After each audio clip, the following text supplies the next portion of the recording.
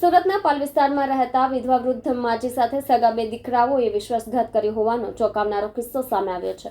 સુરતના પાલ વિસ્તારમાં રહેતા વિધવા વૃદ્ધ માજી સાથે સગા બે દીકરાઓએ વિશ્વાસઘાત કર્યો હોવાનો ચોંકાવનારો કિસ્સો સામે આવ્યો છે। એક દીકરો બે હોસ્પિટલનો માલિક છે અને નામચીન હોસ્પિટલમાં ભાગીદાર છે, જ્યારે બીજો દીકરો ફેક્ટરીનો માલિક છે।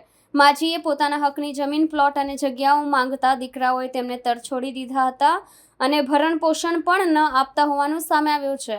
ત્યારે આવો સાંભળીએ માજી પાસેથી કે શું હતો આખો મામલો અને હવે શું માંગ છે એમની। મારું નામ રૈયાબેન રાજાભાઈ ઇટાળિયા। બસ શું વિવાદ છે આખો? મારે 3 દીકરા છે।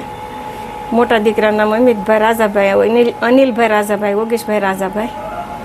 અત્યાર સુધી જોઈન્ટ હતા ને હવે જુદા પડવા માગે છે, તો મને કાંઈ દેતા નથી ને મને કાંઈ રાખ્યું નથી। મારે નામે છે એ મારી પાસે ફસાવી ગયા છે બધું।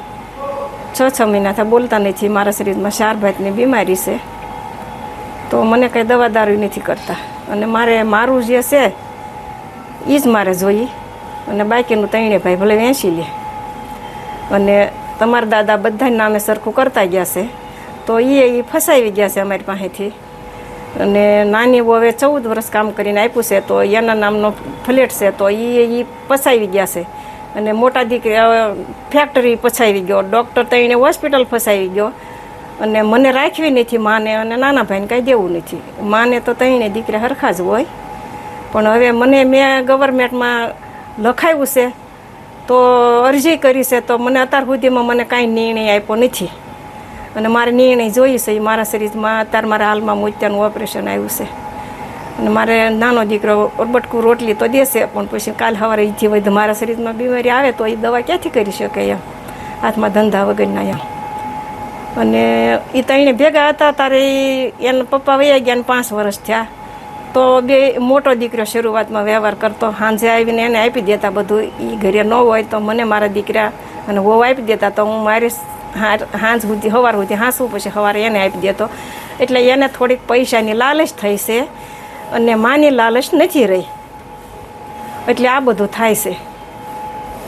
તમારી શું માંગ છે? મારી માંગ છે કે મારે નામે જે છે ફેક્ટરી, એમાં મચન 3 ચાલે છે, એ મારા ફેક્ટરીની જગ્યા મારી, રૂપાલીમાં મકાન છે, એ મારા લોહીના પરસેવાનું લોહીના ટીપાનું છે, એ મારું। અને મારા સસરાની તમારા દાદાની દેહની જમીન છે મારા નામે, એ મારું જોઈએ।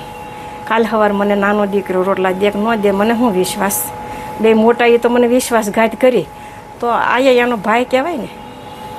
મને તો 3 વખતે હરખી કષ્ટી પડી છે ને। મેં ગામડે 10 રૂપિયા દાડી કરીને ભણાવ્યા, 10 બાય 10ની રૂમમાં રહી। મેં ગામના સાણ વાસીદા કર્યા, મને તારે સાસ દેતા સાહેબ, તો મને કોઈ સહકાર નહોતો આપ્યો દેરિયા જેઠિયાઈ। અત્યારે હવે મારા દેરિયા જેઠિયાઈ જ મારી માથે હાથ મારી કરી છે, એને લીધે જ તે બાંધવા આવે છે। મને મારી નાખે ને તો મારે મરી જ જવું, પણ આમાં કેટલો આત્મો હશે એ શું ખબર। અને મારા દીકરાને મારી નાખશે, એ મારવા જ ઊભા થશે, તો એના 2 સંતાનને એક એનું બૈરું રખડશે, તો એની જવાબદારી કોણ લેશે?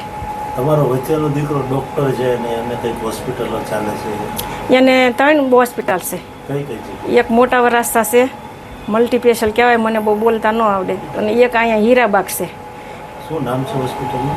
ઇટાલિયા હોસ્પિટલ અને સિમસ હોસ્પિટલ છે, એમાં અમુક ટકા ભાગ હશે સાહેબ, પણ તો માને તો એ મિલકત શું કામની?